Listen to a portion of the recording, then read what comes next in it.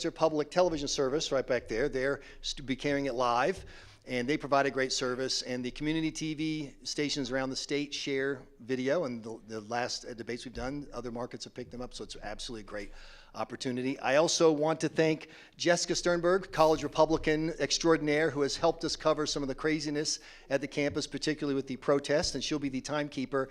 And she has a black belt, just so you know, okay? So timekeeper, black belt, or it's, maybe it's a sash, I forget, something black. Anyway, the point is, so really quickly, and I'm looking at our tech guy to see if have we gone live yet? We haven't gone live yet, right? Oh, crud. Okay, hi. Welcome, Michael Graham, New Hampshire Journal. Just want to give you a little bit about what's going to go on. We're going to be asking the questions. They're not going to be asking each other questions, none from the floor. We've got a lot of great questions. Want to get to them. Pretty open format about as far as the conversation goes. Please, cheering, yelling. We want to let everybody hear from the candidates. That's the point. You're also going to notice that there are going to be some questions missing. For example, climate change. There's a reason, not that it's not a legitimate issue, it's just that Republican primary voters don't talk a lot about climate change. This is a debate for Republican primary voters to find out if they want to vote in a Republican primary. Sometimes these debates end up being a mess when mainstream media outlets decide they want to ask general election questions that lead nowhere. I think you'll find that the questions are focused on the things that your friends who vote in Republican primaries talk about. But that's enough talking from me. Let's have some talking from our two candidates. And this is a great time to applaud. Please welcome Lily Tang Williams and Vikram Sharmani.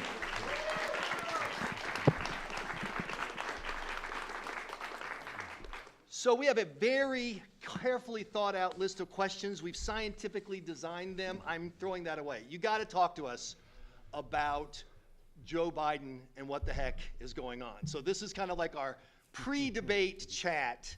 And just to know for the order, for the first question, Lily will go first.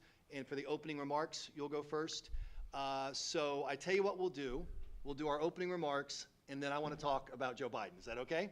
Perfect. Okay, great. Okay. So 2 minutes. Lily Tang Williams, please introduce yourself to the voters of New Hampshire's 2nd Congressional District. Well, thank you, Michael, for hosting this, and thank you for the Institute of Politics. This is my 2nd time here on this debate stage. My name is Lily Tang Williams, born and raised in communist China, come to this country when I was about 24 years old, with nothing, basically $100 in my pocket borrowed without speaking English, and in the debt, $1,200 to American sponsor. Over the years, I have learned English, learned about my new country, started business, raised 3 wonderful children, and getting involved with grassroots local activism as a new citizen of this country. And I am running for Congress today because the American ideals I treasure, I feel like they are under attack today. It's not the same constitutional republic I came here 36 years ago. I have duty and I have a mission to run, to tell my stories. We don't want this country to go down the path of socialism. And also, this is the best country on earth because I come here with nothing. I'm running for US Congress today, and I want to give back to the country I love. I want to give back to New Hampshire people who open heart to me to welcome me to this state. Thank you so much, and I hope we will have a good conversation today. Wonderful. Well, thank you, Lily, for that kind introduction for yourself. I am Vikram Sharmani. I am the son of 2 working-class immigrants who came to this nation legally, seeking a better life. They came here really as sort of seeing America as that shining city on a hill, seeing America as a land of opportunity, regardless of what your father might have done, regardless of the money in your pockets, there was opportunity. And that is what brought my family here. I've been the product of that opportunity. I've been given untold educational and business and professional opportunities. I've taken advantage of those. I have a wife and 2 kids. We live in Lincoln, New Hampshire. I've started businesses. I've taught college classes. I've had the opportunity to interact and learn in more than 75 nations about the problems facing this planet, about how America is perceived, about the problems of American weakness at home and abroad. And frankly, I've also noticed and talked to thousands and thousands of 2nd Congressional District voters about how upset they are about the Washington dysfunction. It's a mess. We all know it. It's a total mess in Washington, D.C., and it's time to send someone from outside of that bubble, someone who's not a career politician, someone who's not a lifelong bureaucrat, to go down to D.C. to fix that mess. I believe I have something to offer, and hence I'm also running for Congress here in the 2nd Congressional District. Thank you. Thank you. Okay, and make sure your phones are off and ringers, et cetera. Okay, so we're gonna start with with Vikram this time. Okay, I write, so I get to write things and be a jerk. And so watching Joe Biden and the Democrats and how they got here and everything, I can laugh at it, but it's not a laughing matter, you could argue. So you're asking you to go to Washington, D.C. As you look at what's happening with the president's performance, he's the sitting president right now. What are the things that you think about? What do you think are the things that voters should think about? I'll give you each a minute on this, if you don't mind, then we'll get back to the actual questions that we prepped. Michael, it's a total mess. It's a disaster. Our president is incapacitated. We have no leadership. The world is on fire. The economy is on the verge of plunging. We have interest rates that are a problem. We have open borders. We have an inflation problem. We have an economic issue.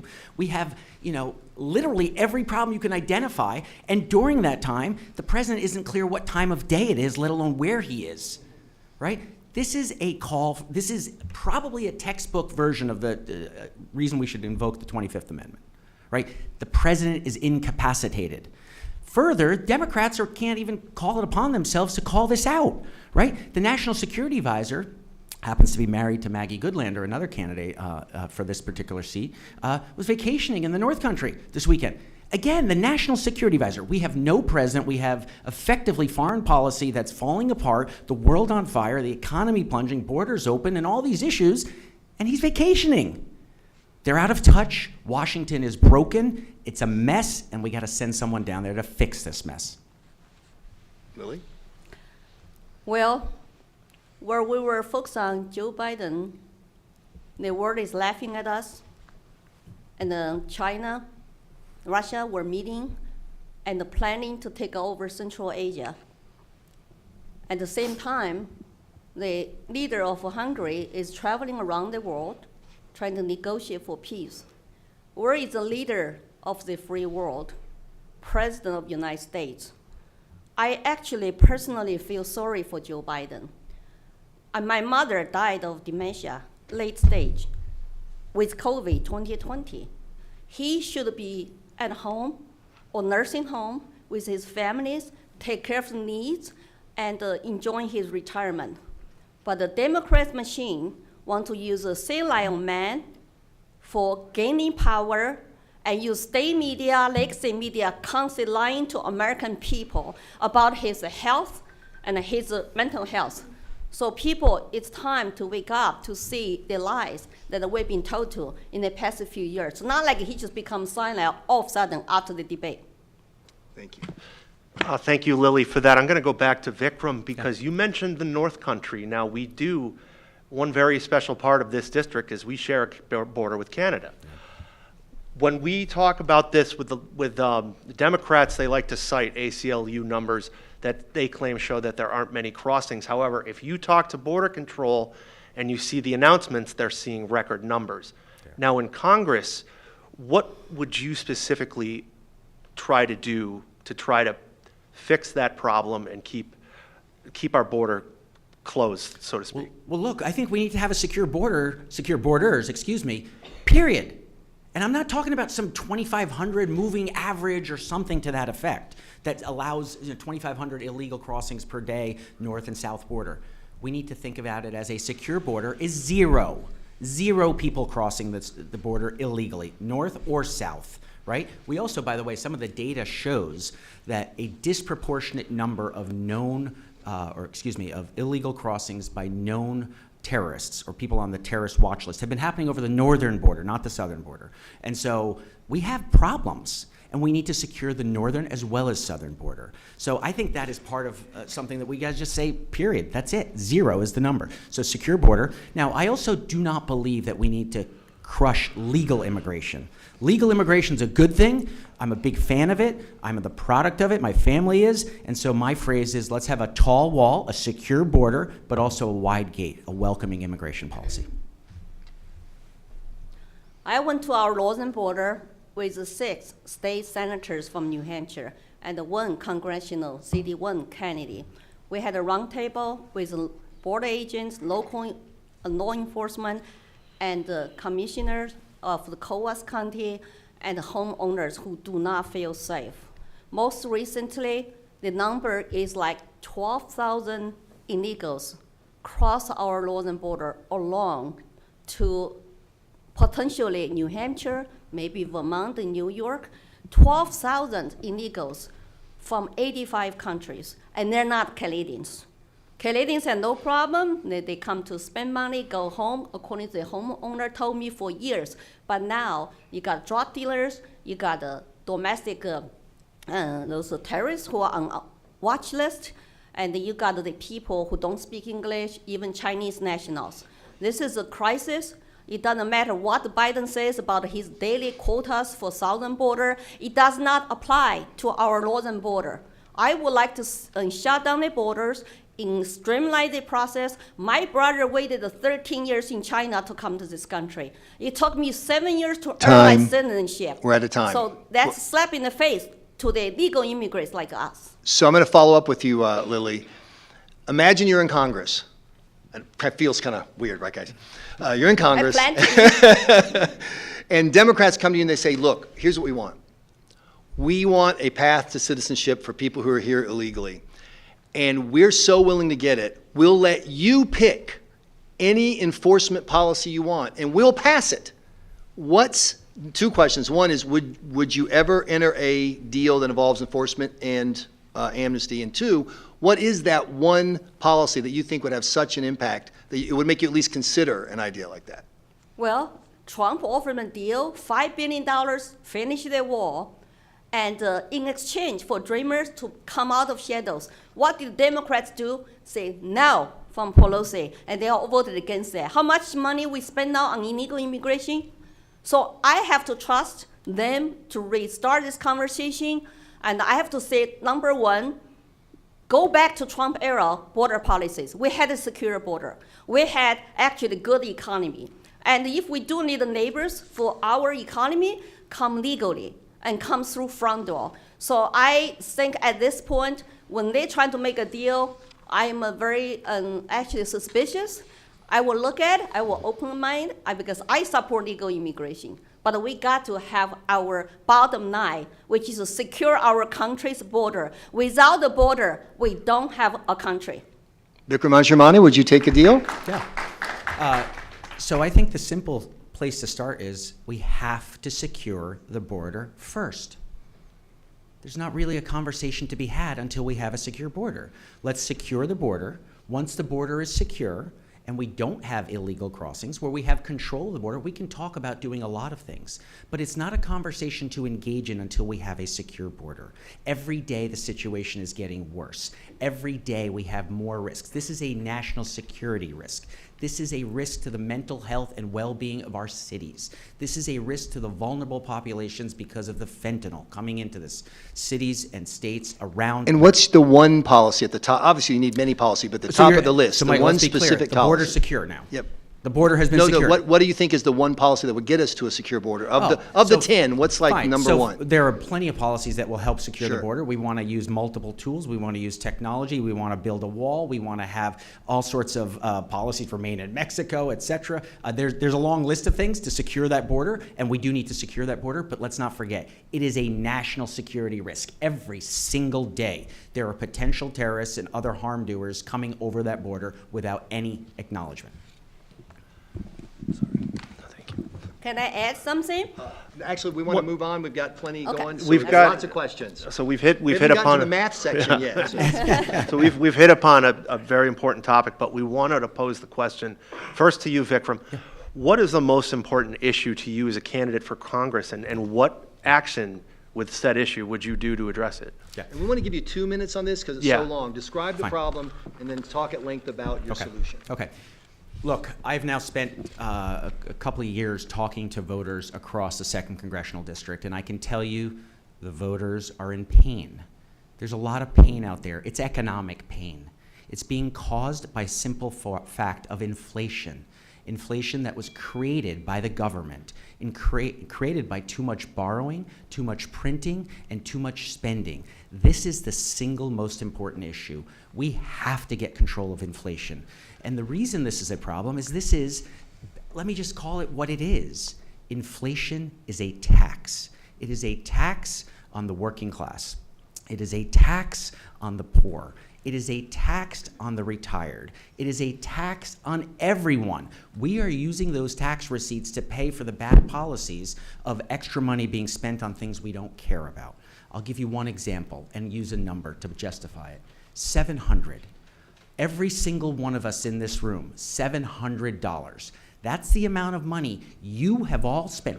I've spent it, Lily's spent it, we've all spent it on student debt bailouts. So far, by the way, not clear that's legal what Biden's doing, but we can come back to that. So that's number one. By the way, if I take that to the household level, it's $3,000 per household. Throw it up to the full student debt balance that Biden wants to go after, it would turn into $30,000 per household, $7,000 for each and every one of us in this room. There's an example of spending that's out of control, by the way, may even be unconstitutional, and is causing the inflation. So, single most important issue facing all of us, the economy. Single biggest way to address it is address the spending, address the borrowing, and stop this out of control spending, period. That's my biggest issue. Is this your math question for 2 minutes? I like math. Well, number one issue that the voters tell me in District 2, because I have gone to Walmart, talked to people who work in there, I've gone to senior center, I have my social club for women in my town, and they all tell me inflation. They cannot afford food, heating oil, property taxes, health care, and dental cleaning. Young people tell me they can never afford to buy a home. They are living in dad's mom's basement. They feel like they cannot achieve the American dream, like what I had done, come to this country with nothing. It hurts me to see our people feel that way and feel helpless sometimes. And I have 3 young adult children. How about their American dream? I'm very blessed. I come to this country. I have a financial freedom today, have 3 home business. I can travel the world. I can actually enjoy with my husband our retirement. I have to put the money, time, effort to run for Congress for 3 years now, not just after Ancaster announced retirement, because I feel obligated to come to run this, to save the American dream. I hold dear to my heart, and I want my children to live the American dream. And we all understand immigrants come to this country, why they come here. They want to live under freedom, prosperity, and now they run with inflation and the high interest and the high cost of everything, they just feel so bad. And Congress kicking down the road, keep talking about spending money without pay for, borrowing, printing. China just dumped $100 billion, our national treasuries. And how is it going to affect our fiat money? And the petrodollar, 50 years agreement with Saudi Arabia is gone. Our dollar is going down. Wonder why people are buying gold and silver and cryptocurrency, right? So that's the number one issue. Congress should be held responsible to balance budget and to have 12 appropriation bills. They have not done that. They're procrastinating. They always have omnibus bills. And with Democrats controlling Congress, I don't blame them. Now we have a Republican control. We need to do a very good job to break down the national debt. Excellent. And to cut down spending. And I've got a follow-up question for you. And this is what I like about having you two on stage is we've all done debates together in the past. This is the 3rd cycle for New Hampshire Journal. And in every cycle before now, one of the top issues for Republican primary voters has been Donald Trump. And this year, it's the same. So I'm going to ask you a question that I'm pretty sure I've asked you at previous debates with a little bit of a twist. First of all, in the first in the nation primary, Lily, who did you support? And then secondly, when Republicans come and ask you today, so where are you on Trump? What do you think of Trump? What do you tell them? I supported Trump 2020. I organized Aging American for Trump signs, got vandalized, make me very upset. I rebooted my YouTube channel to make a video about that. I voted for Trump 2020. I was being very good Republican as candidate to say I stay neutral, so I did not join any team. Okay. And I endorsed Trump on social media after Nikki Haley withdrew, Right. and I endorsed him officially in May. And nobody is perfect, but our world, our country needs a leader now who will put American first, who has this populist movement called American First. I don't know why Democrats think MAGA Republican are threats. MAGA means make American, great.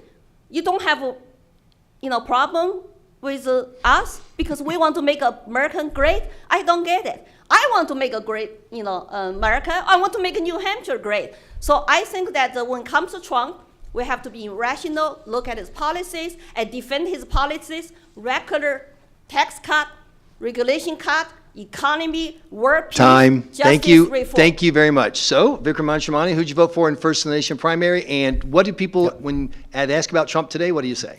So during the First in the Nation primary process, I was with Nikki Haley. I endorsed her and supported her and voted for her.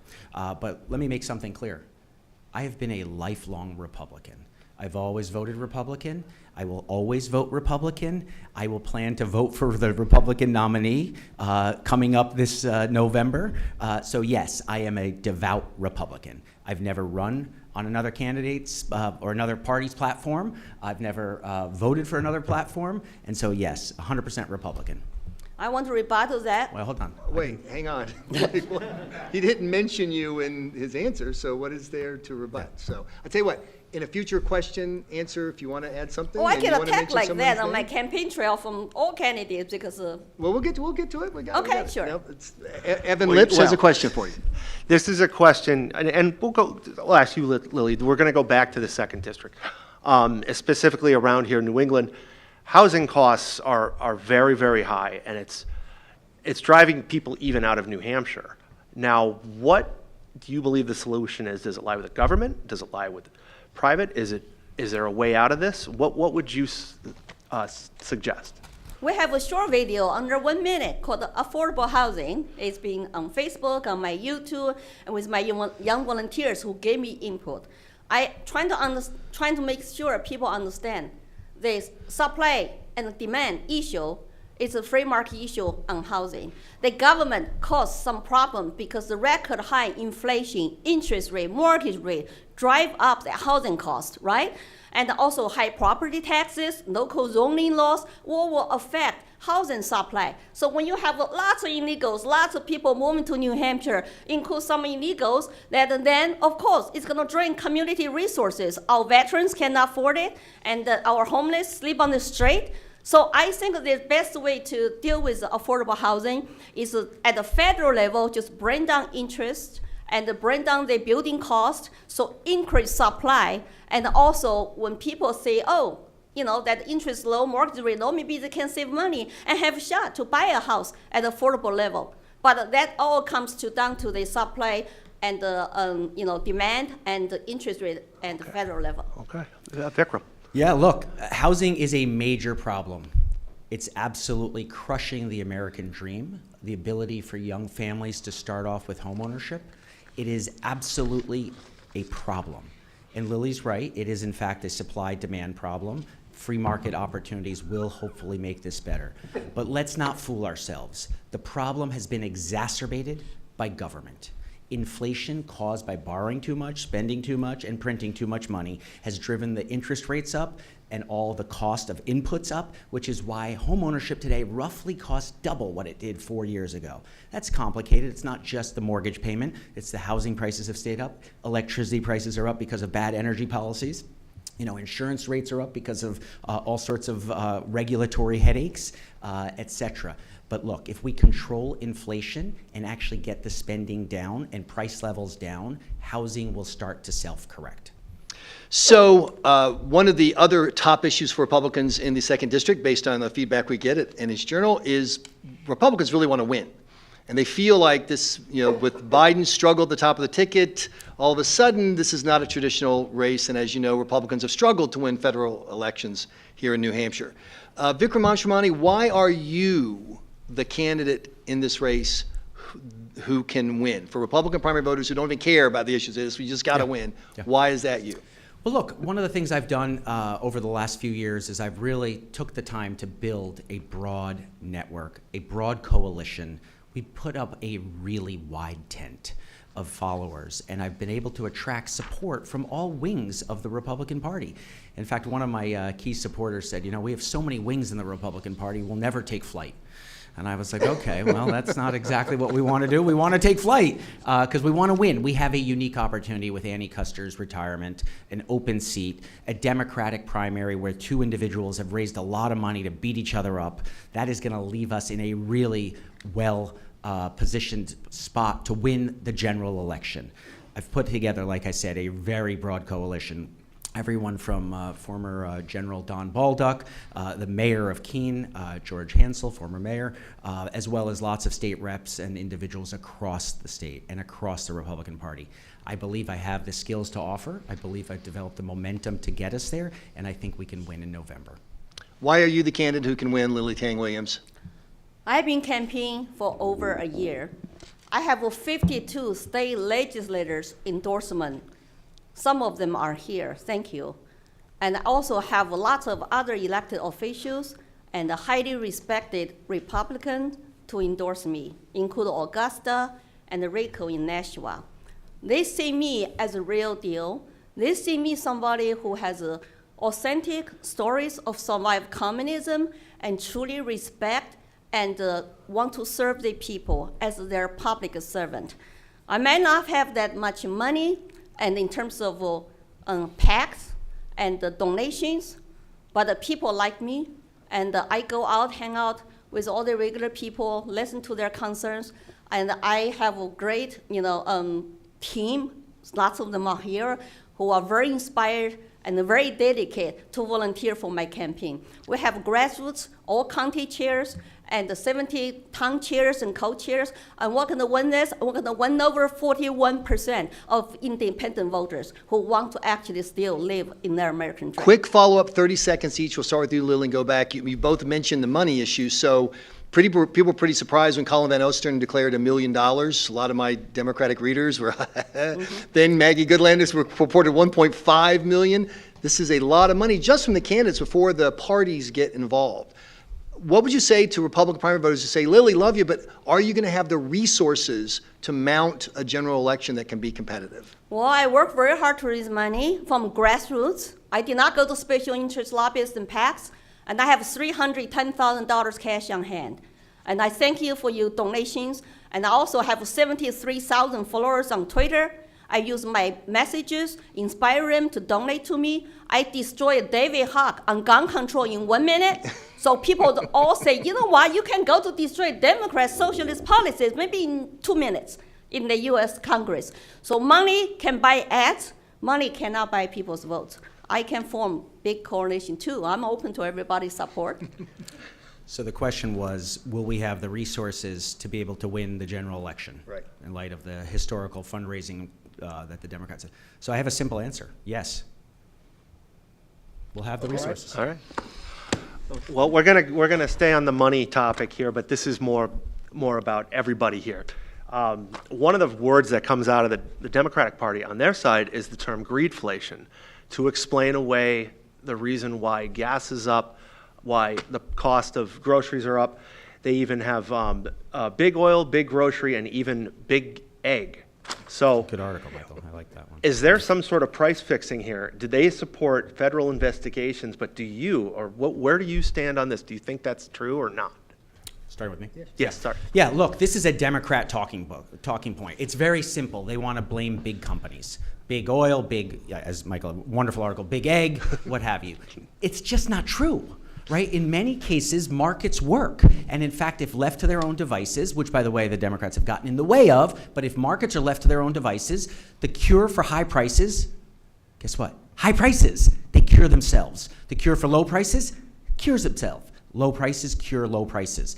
Because markets work. Low prices inspire demand, high prices inspire supply. We get markets that self-correct, unless you get policies that intervene, like the government and particularly Democrats have done. So no, I'm not a believer in that. I'm a believer that it's actually been monetary policy that has caused these issues of inflation, that it's not actually, the corporate profits do not point to that. The data is inconsistent with their messaging. Lily? Well, I know power of indoctrination and media propaganda, and our youth don't understand free market capitalism. When they have a problem, they're going to ask the government to save them and to go after big corporations, job, wealth creators in this country. I have seen all that rhetoric in China. They always blame on people who have money, have wealth, and create jobs and create wealth. So I think, like he said, it's, lots of those problems are caused by government, and government over-regulation drive up the cost for business, small, medium, and the big business. What can they do? So they have to raise their prices. Then the young people, Democrats blame on the business. I think that this is really takes lots of education to explain the economics 101. Lots of U.S. Congress people in D.C. don't understand it at all, including AOC. So I think I can help them to understand their math and the problems better. So another hot topic for Republican primary voters is abortion. And interestingly, today, the word came out that the Republican National Committee's platform right now doesn't have a strong message on abortion. The party's changing. Back in the day, it was Democrats had a message of safe, legal, and rare. Republicans had a message of, very strongly pro-life, and now those are changing. So starting with you, Lily, where are you on the issue of abortion, and what do you say to Republican primary voters who this is still a key issue for them? Why should they support you in this race?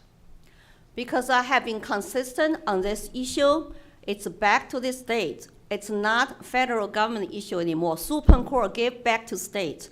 So our state has legal, safe abortion access up to 6 months, just like Massachusetts, but the Democrats were lying anyway. And plus, they always use a woman for their political agendas. When it comes to women's rights, do they protect women in bathrooms, in schools, in sports? Nothing. They cannot even identify women. So I think that in terms of come to save lives, I'm amongst the donor to pregnant centers. I think a private charity is beautiful. Some of them save thousands of babies. We need to go through that channel to put the money where our mouth is to go save lives. But at the same time, respect state issue and stay where we are right now for New Hampshire, where most people support. But hey, we can always go out to promote life on our own and donate money and save a woman and save her future regrets and save her baby at the same time. We need to protect all lives. Yeah. I like Lily. I'm very much in favor of the New Hampshire law. I think that's probably the right place for us to be. A 6-month period of choice and a ban thereafter. The ban, of course, with reasonable exceptions. The exceptions being the mother's health as well as fetal-fatal anomalies. And I think that's the right policy, and I'm comfortable with it. So I think that's where we are. And as Lily said, right now it's lying with the states, and that's where it is. Okay, I'm going to turn it back just to another money issue. The Congressional Budget Office, right?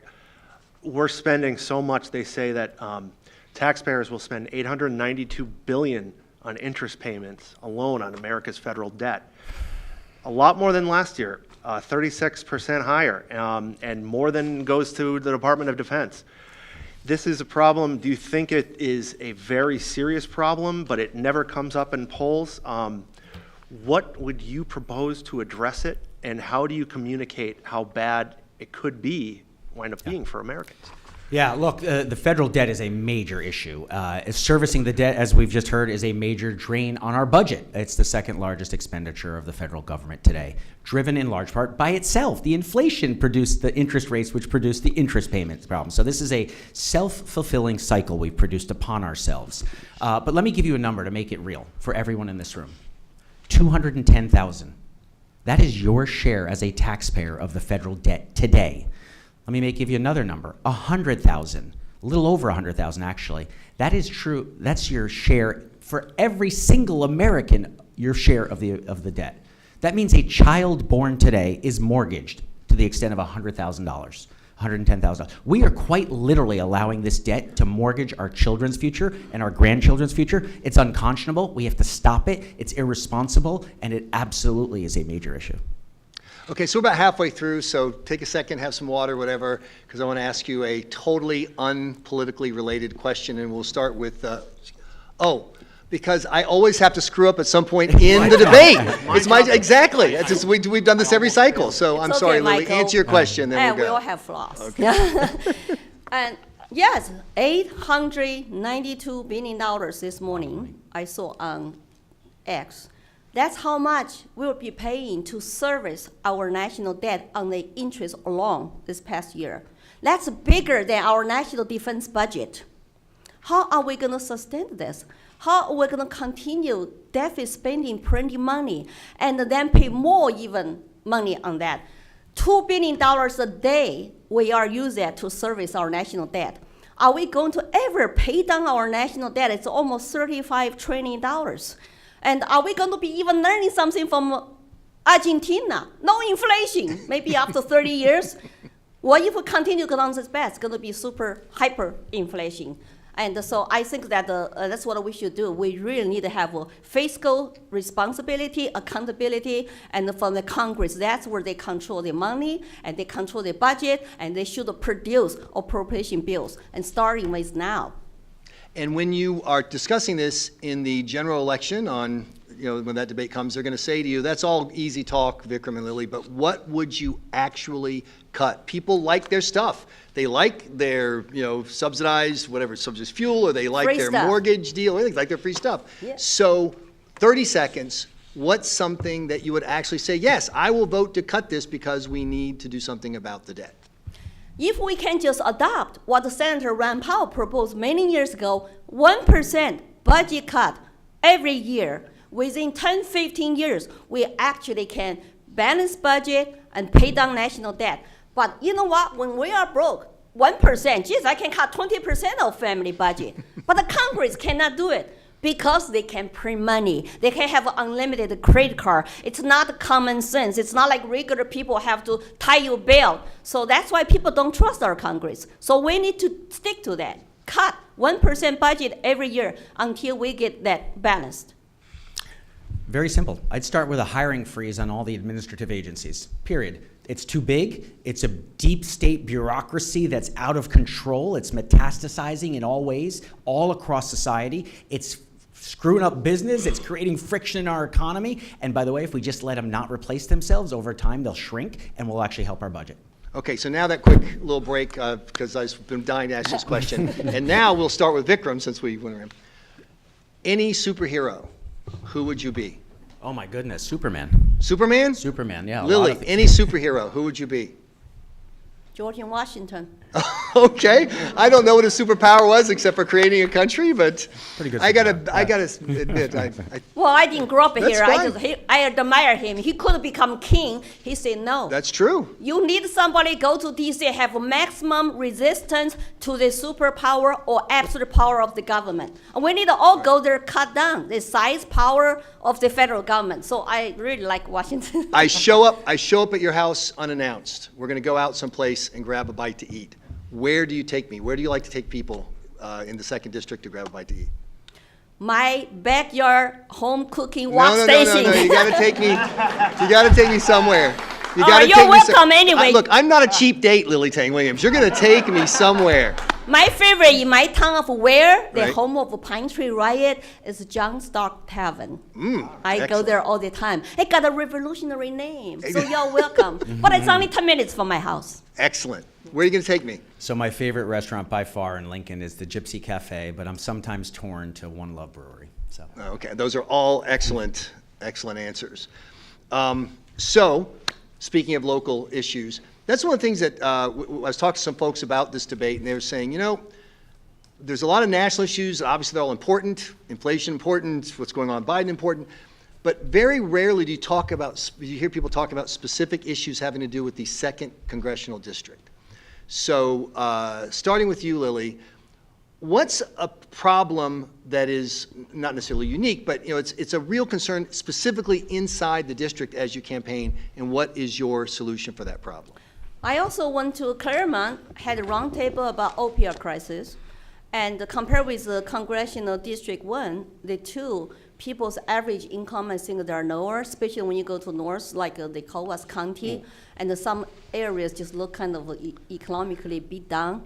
and not much like the wealth and the job creation, and I feel people's pain. I'm very sympathetic toward working poor and middle-class families, and I even asked them, if I win this seat, what would you like for me to do when I go to Washington, how to vote for those bills? You want me to send $170 billion to Ukraine, or you think our district, our people need more spend money here because they want the rehab centers, they want the therapists, they cannot afford or does not exist. So they even tell me, we need more money here. I think to my district, that I want to listen to their concerns.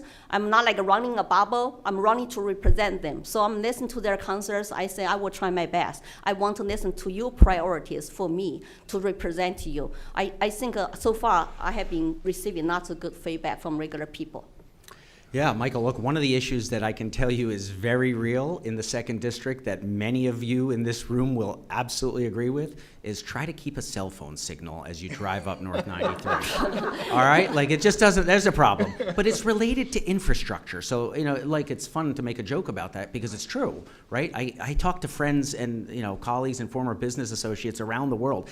And, you know, I'll talk to someone in Pakistan and they'll be like, oh, sorry, my phone dropped. I was, it's actually me. I'm in New Hampshire, right? So we deserve better infrastructure. And by the way, it's not just cell phone infrastructure. It's broadband internet. Internet is the lifeline for many individuals today into the economy. And so we need to have that broadband internet access, particularly in the rural areas. And the 2nd District is more rural. And so we need to have more support for infrastructure, whether it's to technological infrastructure. In some cases, it's actual infrastructure. There's a bridge in Lincoln Woodstock that Biden came to visit, still hasn't been repaired. Right. You know, he came to sort of announce the Infrastructure Reduction Act, or the Infrastructure Reduction Act. I think that's what it is, yeah. Infrastructure reduction. I meant that on purpose, right? Because he hasn't improved the infrastructure and the Inflation Increasing Act. But anyway, they have labeling problems down there. And that's a major issue in northern border too, because we don't have good Wi-Fi there, and they don't have money to build those communications, so that they cannot catch even criminals. You want to follow up? No, look, I think the technology in the northern border is part of this issue, right? It's disconnected, it's rural, we need to have more technology. And by the way, I've done a lot of work with the space industry. There's solutions that don't require digging up. You know, the US government spent $42.5 billion so far recently on their next wave of rural broadband. They really haven't connected much for that money. So I'm going to step on Evan again because you remind me of something, which is, I was talking to someone about this debate, and they said that people in the 2nd District actually feel like overlooked by the rest of the state. When you see the numbers about number one economy, and it's almost all focused on southeastern New Hampshire. Yeah. And I had someone tell me, when you live north of Concord, it's like you live in a different state. So this time we'll start with you, Vikram. What would you say to voters who feel that way, and what can you do if you're elected to Congress to impact that? Yeah, look, I mean, first of all, it's true. It actually does feel like a different state. We don't have the economic development. You know, I've spent some time talking to Taylor Caswell, the Commissioner of Business and Economic Affairs here, et cetera, and we have all sorts of plans underway to draw businesses to the North Country. But look, that's not a federal role. So the federal role is to provide the infrastructure, provide some of the spending that allows for, again, broadband internet, provide roads, provide proper infrastructure, and that by itself will bring business. If we lower energy costs by adopting an all of the above energy policy in America, allow nuclear to be enabled, energy-intensive businesses will come to places where there are opportunities like the North Country. So I think there are federal policies that can help spur economic development, particularly in the North and particularly in the 2nd District. It is true. I think that people in 2nd District, especially when you go away from Manchester, Concord area, you feel that, you know, I went to Berlin, I walked the downtown. I went to Pittsburgh, you know. I saw everything with my own eyes. And but the people all tend to ask for government solutions, especially federal government. Sometimes I have to tell them, I said, you know what, sometimes you have to ask the state government, and we have to be creative to form some kind of, you know, like the partnership with private businessmen, with charities. You know, we have to figure out at a grassroots level, even community level, how to take care of our people. It's not just the big government is a solution. I think they cannot do their math. Why should we continue? Give them more power to decide where they want to spend money. So, but I think that what we can do is to come up with some solutions that locally, especially with northern border, half the border agents now were sent to southern border, so we do need the staff there. And also they cannot communicate, even with satellite. And they're trying to get a grant for years. They cannot get a grant. So I think we're going to continue to have this conversation and to help people out in our district. Okay, thank you. Lily, I'm going to start with you. This is a question that has gotten a lot of attention in Concord, and it deals with girls' sports. Biological males in women's bathrooms and girls' bathrooms, playing in girls' sports. Do you believe there should be a federal law enforcing a ban on something like that? Well, there is a federal law called Title 19. Biden trying to change that, allow biological men to compete in women's sports. So for girls to try for years to get a scholarship and get that protection, and they're gone. My most popular video on Facebook targeting ads is protect girls' sports. Because I mentioned this, I said it's fundamentally not fair to girls who want to compete, and biologically men and women are different. And we need to protect girls' sports, and we need not to change the Title 19, and we need to get the federal government to stay out of that. And also, same time, they're trying to cancel women, erase women, and use identity politics, transgender men, transgenderism, push down our school kids and get them confused and get them to vote for them. So I think that we have to look at the whole cultural issue. This is a cultural war going on in our country, and we need to stop it. They have had they've been trying to legislate Title IX, but the question is, should there be a federal ban? Would you support a federal ban preventing people from allowing males to play in girls' sports? In other words, should there be a federal law that says no biological males in girls' sports, et cetera? Well, I think I will support that because I support the biology. Do we support common sense biology? Yeah. Right. Good. Sorry. So yes, Michael, the answer is yes. I would absolutely support such a ban. I think it's true. I'll say something that, look, it might hurt me in a general election, and now that you're recording this, I'll say it, but I believe there are two genders. I believe there are two genders, period. I believe there's a female. I believe there's a male. I think it's biological, and I think we should organize things like sports and other competitive endeavors that involve biology as a source of strength and a competitive advantage, and we should distinguish based on that. So you're a university professor. You grew up excuse me. Sorry, I didn't mean to step on anything. You're an unemployed guy, no. Yes. But you have an academic background. You were in China where the government tried to use messaging to change how people think and they program people. We'll start with you this time and go backwards. How did we get to this point where something that I ran campaigns. I never met someone say, okay, one thing you have to campaign on is girls are girls and boys are boys. So in all seriousness, how do we get there, and what role do you think government should play? Should it confront this, or is this entirely cultural? So a minute each. Yeah, so Michael, this is a part of this whole DEI, identity politics, ESG, culture, woke war. Right. I don't know what else to call this. And this is in fact driven, as you indicated, started, I think, in academia. We've got right now on college campuses, professors and students chanting death to America. Like, we have gone really wrong. The indoctrination has gone really far, and this is absolutely unacceptable. By the way, a little quick side note with the time I have here. I think students that are protesting, that are foreign students on a student visa that say things like death to America should have their visa pulled and they should be deported instantaneously. Yeah. This is not okay. But more importantly, what we need to get back to is focusing on what we as a society have in common, right? Identity politics divides. It separates us. It focuses on how we're different. What we need to do is come together as a society and focus on what we have in common. This is one of the reasons I'm running for Congress. I have seen enough during the pandemic how our country were divided, and their tactics and their words and the mob violence remind me what happened to me during Mao's Cultural Revolution in China.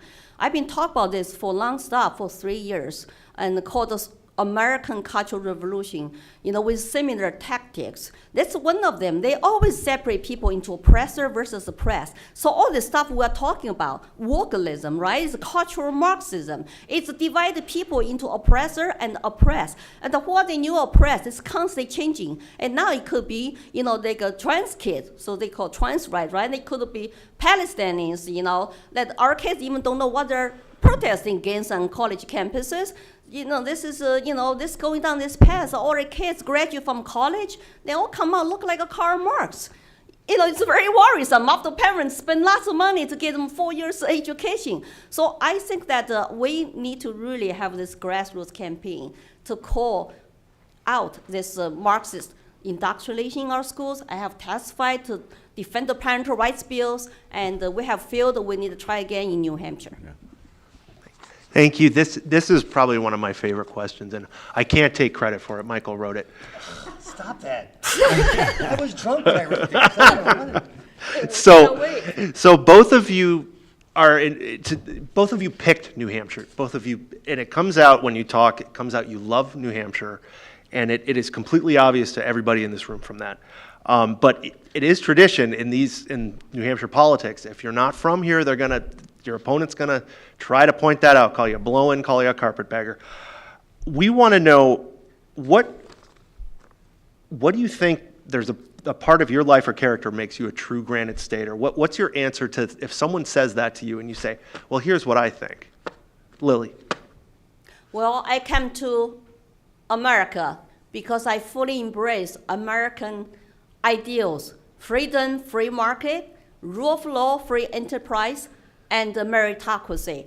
I moved to New Hampshire from Blue, Colorado 5 years ago, long stop, to keep New Hampshire free because I fully embrace our motto: live free or die. And the death is not the worst of evil. I'm even on CCP's blacklist to run for office. I cannot go home to see my Chinese families and friends for past 9 years. So how Americans do you want me to be? Just Google me, Lily Tang Williams. I have been telling same stories for 11 years from the grassroots level, long time ago before I even run for any office. So I just want you to do your own research, regardless nasty attacks.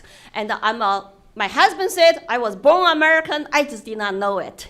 So I hope you check me out. Yeah. So, Michael, my answer to the question about the carpetbagging thing is, look, yeah, I moved here relatively recently. Sure, that's true. But let's talk about why I moved here. I have a daughter with special needs, love of my life. She's a wonderful child. And we found a community in Lincoln, New Hampshire that embraced her, that made her life possible, that gave her a chance at independence, included her, included our family, actually made us feel like a member of the community. And so we decided to move our life around her, to make her life more possible. That is why we moved to New Hampshire. And it's also, I think, a statement about New Hampshire. What I learned is that big government states crowd out community spirit. Small government states like New Hampshire enable, embrace, and encourage community spirit. We've gotten to know all our neighbors. We've gotten to know the community. I'm a volunteer in the New England Disabled Sports Program, helping disabled students, disabled veterans learn how to ski, learn how to water ski, etc. That's my answer. So one last question before we get to your closing remarks, and we'll start with you, Vikram. Republicans and Democrats don't want to hear it, but to win general elections, you have to get people who aren't in your party to come vote for you. Sure. And we're more polarized now than ever, and you should see the consequences in the 2nd Congressional District, where there have been no federal wins at the presidential, U.S. Senate, or congressional level until you go back to 2010. So if one of you two is the nominee, you're going to have to get Democrats and Democrat-leaning people who voted for Democrats for president, people who voted for Democrats for the U.S. Senate to vote for you. Vikram Manchramani, how are you going to get Democrats to choose to vote for you, and why should Republican primary voters trust you to be the candidate who can go out and build a majority coalition? Yeah, look, I mean, I've started building the coalition within the Republican Party. I think we're building that coalition with common sense ideas. I don't know Democrats that appreciate inflation. I've known Democrats, I don't think they appreciate inflation. I know Democrats, I don't think they appreciate open borders. I know lots of Democrats who like legal immigration. I know lots of Democrats who also want to have a world that's not on fire. They want to have a world of stability. They want lower energy prices, etc. So I think sticking to the messaging, look, Republicans have a wonderful message, and it's worked, as New Hampshire has shown. What we need to do is stick to that message, not get lost in divisive tendencies within our party or across our party, and focus on winning in November. Because I think we've got a message that wins. We absolutely need a bigger tent. So by attacking me, not like the Republicans, not gonna help, because we can tell people Trump, Reagan, were not lifetime Republicans. We need to connect with people. I like about New Hampshire, we are a very independent-minded state. Our people can do their own research, and they can judge themselves. We cannot have this elitist attitude to say, oh, they don't know anything. Actually, I feel very welcome by independents, by even moderate Democrats who common sense, who know history. I gave 5 library talks. Lots of people come to listen to my talks. Non-partisan, growing up in communist China. They never went to Republican GOP meetings. So what? I just tell my stories. I never talk about my campaign, and the people like me in my own town, a social club that has 145 ladies come to my club. We just have fun. We talk about ladies' topics.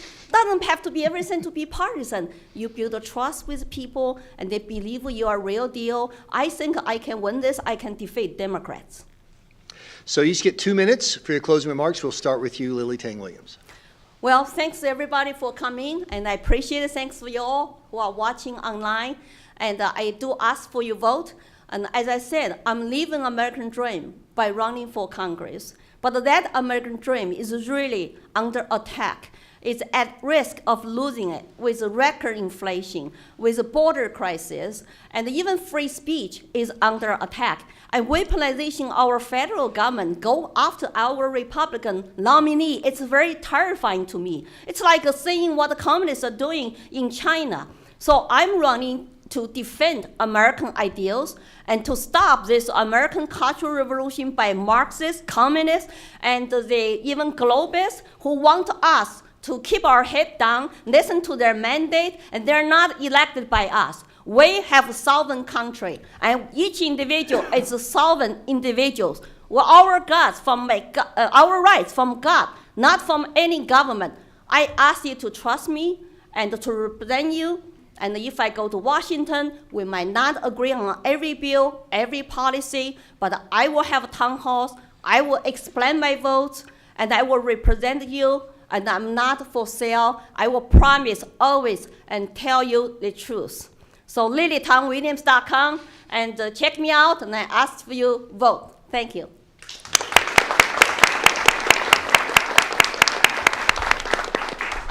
All right. Let's all admit it. Washington is broken. It's totally dysfunctional. It's not serving the function it should serve. We want a government of the people, by the people, and most importantly, for the people. We don't have it.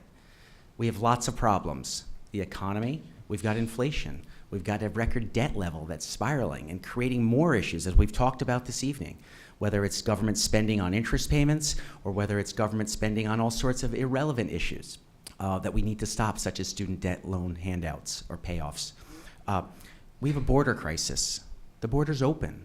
We have a national security risk with this open border. We have a long list of problems, and they are almost all caused by Washington. What we need is new and fresh thinking. Someone that's not a career politician, someone that's not a lifelong bureaucrat, someone who actually can help fix this mess with fresh ideas. Look, we have lots of problems. The list is much longer than I just articulated. What we need is someone who's an optimist. I'm an optimist. I believe we can solve these problems. I want to go and be your representative in DC, not to be someone, but to do something, to actually address these problems, to actually attack these problems. I think we can do that. We need to unify as a party. We need to gather our support and not be as divisive among ourselves, because we have a rare opportunity. As Michael indicated, the first time in at least 12, 14 years, we have a chance at winning this seat. I'm asking for your support. I think I can win this. I think we have an opportunity to rally around a great set of principles, these Republican principles, that will attract independents and even Democrats, and we can win this seat in November. Please do look me up. It's Vikram4, the number 4, NH.com. But thank you, Lily. Thank you, Michael. Thank you, New Hampshire Institute of Politics. And I want to thank all of you for coming out. I want to point out that everybody did their job better than me. I'm the only person who screwed up, so that's a great crew. So Evan Lips from New Hampshire Journal, thank you very much. Jessica Sternberg, thank you very much. Another round of applause for our 2 candidates. I'm Michael Graham, NHJournal.com. We got in under 7 o'clock for Manchester Public TV. Way to go.